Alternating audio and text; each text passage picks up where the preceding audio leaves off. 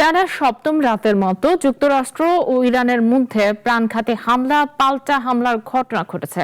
মার্কিন সামরিক বাহিনী ইরানের সামরিক অবকাঠামো লক্ষ্য করে ব্যাপক বিমান ও ক্ষেপণাস্ত্র হামলা চালিয়েছে।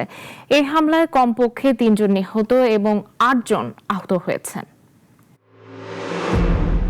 মধ্যপ্রাচ্যে যুদ্ধ পরিস্থিতি ক্রমেই জটিল রূপ ধারণ করছে।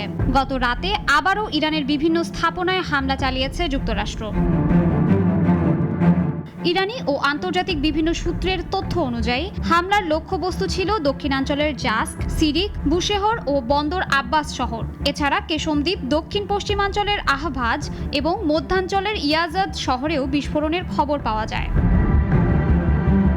ইরানের রাষ্ট্রীয় গণমাধ্যম জানিয়েছে, হরমোজগান প্রদেশে চালানো হামলায় অন্তত ৩ জন নিহত এবং আরও ৮ জন আহত হয়েছেন। প্রদেশটি কৌশলগতভাবে অত্যন্ত গুরুত্বপূর্ণ, কারণ এটা হরমুজ প্রণালীর তীরবর্তী এলাকায় অবস্থিত। হামলার পর দেশটির বিভিন্ন অঞ্চলে নিরাপত্তা ব্যবস্থা জোরদার করা হয়েছে বলে জানা গেছে। তবে নিহতদের পরিচয় বা ক্ষয়ক্ষতির পূর্ণাঙ্গ বিবরণ এখনও প্রকাশ করেনি ইরানি কর্তৃপক্ষ। শনিবার যুক্তরাষ্ট্রের সেন্ট্রাল কমান্ড জানিয়েছে, মার্কিন সামরিক বাহিনী ইরানের ওপর টানা সপ্তম রাতের মতো হামলা সম্পন্ন করেছে।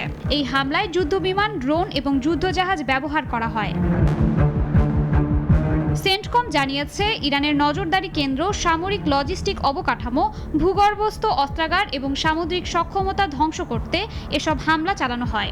17 জুলাই রাত 9:30 থেকে সকাল 7:30টায় হামলা শেষ হয়। মার্কিন কমান্ডের বিবৃতিতে বলা হয়েছে, মার্কিন প্রেসিডেন্টের নির্দেশনায় সেন্টকম ইরানকে জবাবদিহিতার আওতায় আনছে। একই সঙ্গে ইরানি বন্দরগুলোর বিরুদ্ধে নৌ অবরোধ পুরোপুরি কার্যকর করা হচ্ছে। বর্তমানে মধ্যপ্রাচ্য জুড়ে 50,000-এরও বেশি মার্কিন সেনা মোতায়েন রয়েছে। যে কোনো পরিস্থিতির জন্য তারা সম্পূর্ণ প্রস্তুত ও সতর্ক অবস্থানে রয়েছে। ইরানের দক্ষিণাঞ্চলীয় হরমোজগান প্রদেশের শীর্ষ কর্মকর্তারা নাগরিকদের অপ্রয়োজনীয় যাতায়াত এড়িয়ে চলার আহ্বান জানিয়েছেন। ইরানের তাসনিম নিউজ এজেন্সি জানিয়েছে, ফের হামলার আশঙ্কায় এই সতর্কতা জারি। শাশ্বতী সরকার, নাগরিক।